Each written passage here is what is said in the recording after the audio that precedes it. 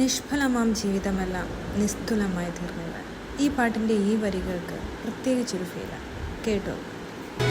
നാഥാ നിന്നെ കാണാൻ, നിൻ പാദങ്ങൾ പുൽകാൻ, നിൻ കൃപയിൽ